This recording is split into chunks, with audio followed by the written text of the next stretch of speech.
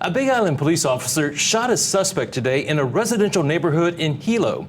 Police say it all started when the man tried to steal a car. The suspect was struck in the shoulder and is expected to recover. KITV4's Jeremy Lee spoke with the chief of police and joined us now with the latest. Jeremy. Mika and Rick, families were outdoors nearby the scene of an on-foot pursuit, which resulted in gunfire from police. There were no fatalities, but Hawaii police say an officer fired his weapon after the suspect drew a handgun. Had one guy, I see him rip off one car down the road over here, Holy Park. He seen that the cops seen him, out of nowhere pop out outside over here on the wall. And the cop tried to pin him, and then he started running. Police say around 11:30 in the morning, officers responded to Kukuao Street to a report of an active vehicle theft from a home.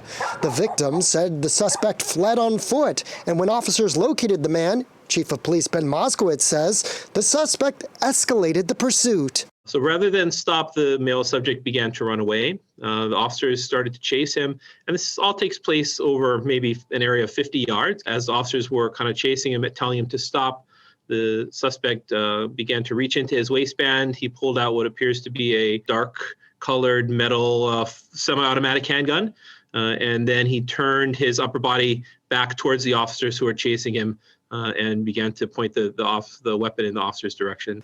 Witnesses say they did not recognize the suspect as local to the neighborhood. An officer fired 2 shots, according to police, disarming the suspect. The area right next to where this all kind of went down, there's a yard, and there's little kids out playing in the yard, and grandma's there kind of keeping an eye on the kids. So a very unfortunate set of circumstances that transpired, but he's in custody. None of the officers or people in the community were injured. Chief Moskowitz says officers had to make a quick decision, and as standard procedure, an officer takes time off during an investigation to recalibrate from the high-pressure situation. It's a scary moment for officers who are, trying to detain a suspect to all of a sudden be faced with the possibility that the suspect they're trying to detain could, kill or injure them or somebody else, one of their beat partners or somebody else in the community. Officers performed first aid until paramedics arrived and initially transferred the 32-year-old suspect to the hospital.